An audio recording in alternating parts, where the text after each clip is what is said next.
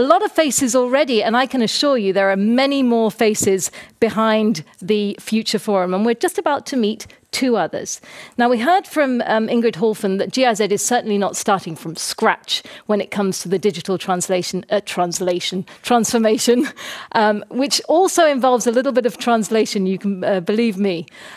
But that there is a huge opportunity to scale what we're doing and perhaps also to be a little bit more courageous, as we've just heard from Ingrid as well, in moving forward.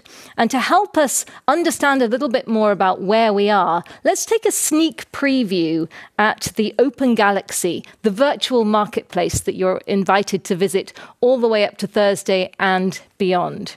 And to help us do this is Katharine Vogel. She's coordinator of the GIZ Digi Lab that Ingrid just spoke about, and Björn Richter, who's head of the global program Digital Transformation. So, welcome to the stage.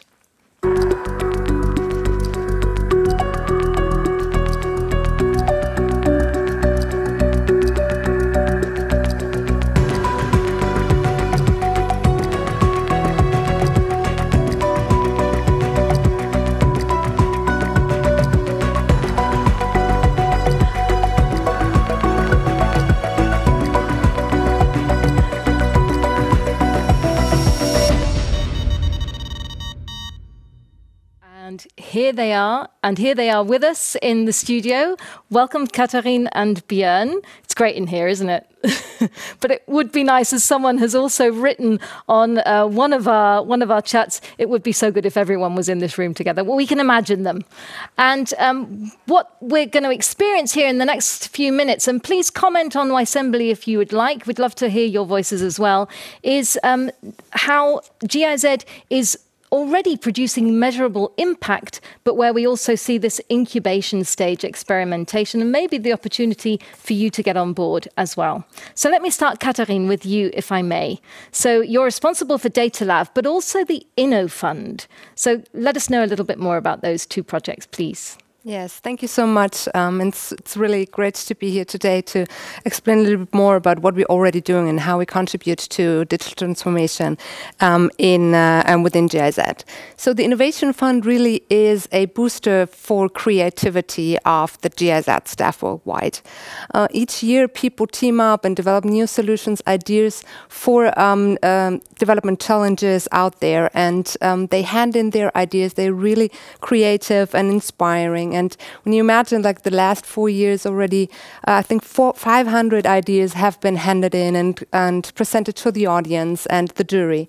And we develop a lot of new things, new ideas. And I just would like to mention one, which was the winner of this year's acceleration program of the Innovation Fund. And it's called Participate. And it can't be more spot on to this Future Forum, because it's about how to connect state, societies, and people. When you want to make a match out of these three, you need formats and possibilities to engage citizens as government or civil society organization. And in order to do so, you need formats, you need ideas, you need solutions, and it's really complicated to find the right one. So if you have such a question, you would have to search forever to find exactly what you need. And the winner of this year's acceleration program is called Participate. And Participate is the solution for this. It's a one-stop shop where you can find different ideas of how to engage citizens in your political processes. And it depends on whatever you need. If you have a very high digital literacy, for example, or a low digital literacy, you will find different solutions, and it's really tailor-made. And so, and Participate is really, they are in the stage of finalizing. So if that speaks to you, like if you would like to be at the forefront of this idea, just reach out to the people of Participate. You will have all information in the chat, and they'd be happy to learn from you and to hear from you and have you engaged. And the second one I'd like to quickly present is the GIZ Data Lab, of which I have the honor to co-coordinate. And you were talking about incubation, experimentation, and this is really the place to go within GIZ for experiments with data for development. What we try to achieve together is finding new solutions with data for development for our development challenges out there in our programs, but also to jointly work out how we can mitigate the risks which we will find when having these solutions which are related to data. And as such, within the data lab, we use, for example, satellite imagery and AI to forecast yields in agriculture, or we use mobile phone data in order to develop or to monitor the spread of COVID-19 in districts, in different districts, and find those who outperform with regards to controlling COVID-19. So these are just a couple of examples. And why do you need a lab for that? I mean, we can't experiment with our partners. I mean, you need a safe space where you can make, where you can try things out, where you can fail and test and develop further. And it's really great that we have that safe space. And together with partners like the UNDP Accelerator Labs or like Data2X, which is present here today as well, and many others, we were able to develop a lot of solutions which can then be scaled up in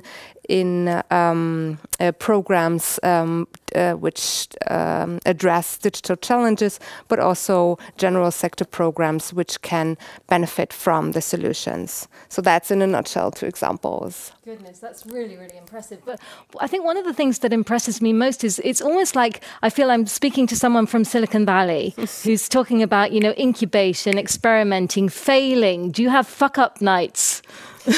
Well, we did have one fuck-up night, yeah. But what we'd really like to stress is that it's not about just, you know, like fucking things up. It's really about learning from these fuck-ups. So we have a very strong focus on learning. We have a learning out loud process where we'd like to really get at the, not only to create the freedom so that you can be very courageous, but also that we have a mechanism which shows us where we have to improve. Right, and you have a huge responsibility because, as you've said, you're creating tools to leave no one behind. This is not just about, you know, make it faster, prettier, and more lucrative. Yeah. This is about leaving no one behind, right? Exactly, and I'm really happy that within GIZ we have the digital principles we apply and the responsible data guidelines, etc. So that really helps us in mitigating all these risks. So yeah, we're pretty far at that point already. Right, thank you so much, Katharine. And as you've said,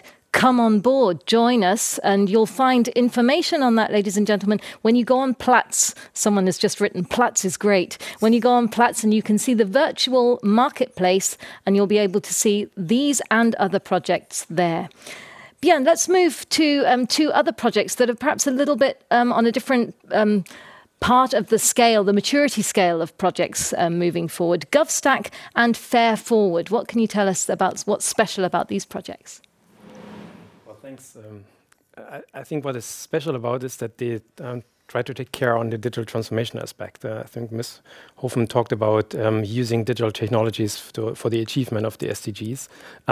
But we also see a big need and a great support requested by the digital transformation in itself. So not the app for a sector, but rather the ecosystem that needs to be developed, that needs to be developed with a human-centric approach. And it is easier to say than to do, because in the end of the day, it's about ICT ministries, it's about regulatory authorities, it's about startups, angel investments, and a lot of ecosystem players that we have never talked about and we never engaged before. So our global program has that opportunity to work with them and build on the success, I think, of some projects of the InnoFund. One of them being FAIR Forward, where we try to demystify artificial intelligence and make them applicable for development cooperation. So that's a big mouthful. So what we're doing is to work with our partners from the digital ecosystem to make sure we have a human-centered and inclusive artificial intelligence, to get frameworks in place, but also get products in place that are then feeding into very concrete examples. And one I think we are really proud of is that we work on so-called natural language processing. In the end of the day, it's basically a voice-to-voice translation into local languages. Yeah? A lot of services, governmental services, are only working in Africa and Asia and Latin America in the colonial former languages, and we see now the opportunities to work with Kenya, Rwanda, for example, or with other local languages. If it works, that we have a voice-to-voice translation ongoing. In Rwanda, for example, that has already been achieved. We reached together with our partners from RISA, from the Information Society of Rwanda, we reached 500,000 people with better information on the AI chatbot, and I think that's a big achievement on that flagship project. When it comes to the other one, also there, Ms. Hoffen hinted about, it's now time to basically build digital public goods. The big question is how digital services can be brought to society to use for better services, and particularly in the rural area.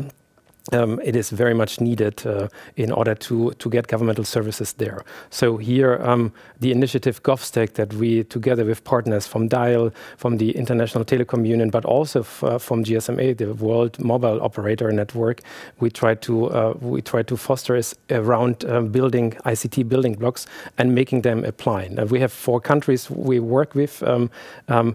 It's Ukraine, it's Egypt, and it's very much around digital public goods like e-identity that everybody needs to use, but nobody has yet catered for. Similar situation is in Germany. I think we are while we speak, we see a joint interdependency in this discussion, and there GovStack is definitely there to scale. And I think that's also the major idea here. The BMZ is trying to establish a fund to scale, to basically deliver then on digital public infrastructure together with innovative partners from the Rockefeller, from the Gates Foundation, but definitely, and that's most forward from the digital ecosystem that we try to support. So in a nutshell, from my point of view, and that's where I think Catherine and the Data Lab has given us a fantastic boost. We have a task to scale now, and a task to not do the app here and there, but rather enable the ecosystem to work on a human-centric approach. And to maybe finalize with one experiences that really struck us in the implementation of that large-scale program that we are doing in altogether 20 countries in the 3 different world regions. What we realized is that we are not alone and we are not starting. So, but at the same time, we see that the state-centered approach that China is bringing to the table, we see that America with the more companies sectored approach, the private sector approach, are already there, and it's now about the digital sovereignty in our partner countries. So there's no time that we basically have. We have to co-create. We have to work with partners from the digital ecosystem, and we definitely also have to scale, because in a nutshell, it's really about our digital sovereignty as well, in a world that is very much interconnected. And if we support our partners with their own digital sovereignty, with digital public goods, with for sure an inclusive AI, with issues like the digital transformation centers on its heart, then I think we can learn a lot for Europe, for Germany. And we have done that with the so-called SORMAS platform, which is a digital public good for the COVID-19 pandemic that is now applying in 200 health centers in Germany. It was piloted in West Africa, and I'm very privileged to actually see that happening. So we would like to see more of that happening with scaling. Right. Thanks so much. And I can see how proud you are also of these achievements and excited about taking them further. Just one question. I mean, all these new partners, you're like, these are people that or organizations we've not worked with before. How did GIZ have to change the way it works in order to make those partnerships blossom? Well, first of all, to appreciate that we are not part of we haven't been part of the digital ecosystem, and that there is something outside between the classical development cooperation that we don't know. So it's uncharted water, and it's important to talk with them. Right. And it's also important to understand that we are not the big ones there. And all digital ecosystem partners, be it SAP, Orange, GSMA, or Dial or ITUD, understand they are just part of the game. So the topic is bigger and more transformative than us.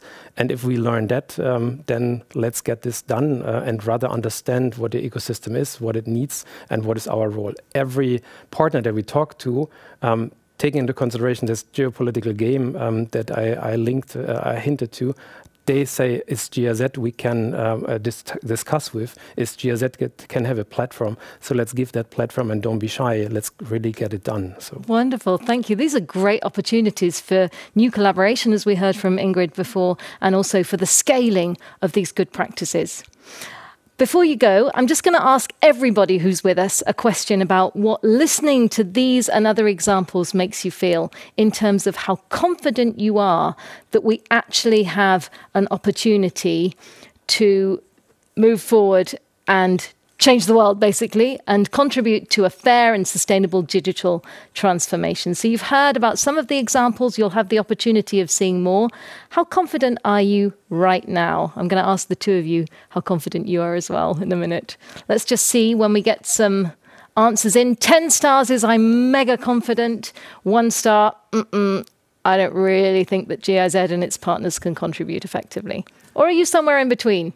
Wow! Goodness, we had some really confident people right at the start. Now it's moving down slightly, but it's moving up again. We're on around about 7. That's a high level of confidence. Katharine, what would you have said? What is your confidence? Just in numbers? Yeah. It's a 9 out of 10. It's a 9 out of 10. Okay, follow this lady. Björn, what's your confidence in a number? it's a 4 out of 10. Oh, explain. I think we're lacking scaling solutions, and we're lacking that big question on leapfrogging. And I think we have nothing else to do than to support German M-Pesa. And I think looking into this one, it's 4 out of 10, but we're on a good way. Okay, but Katharine, I need to know what's behind your 9. Well, I see what has changed in the last couple of years, and I know what how much potential is there. I know that we have the management focus now, which we urgently need, and we have so many great partners. And I'm just a very optimistic person, and I know what GIZ can achieve. And so, yeah, that's the 9. Okay, thank you so much. And thank you for sharing these good examples. And we have many more opportunities of focusing in on them at the latest at our virtual marketplace on Thursday. So thank you so much for the two of you being here today.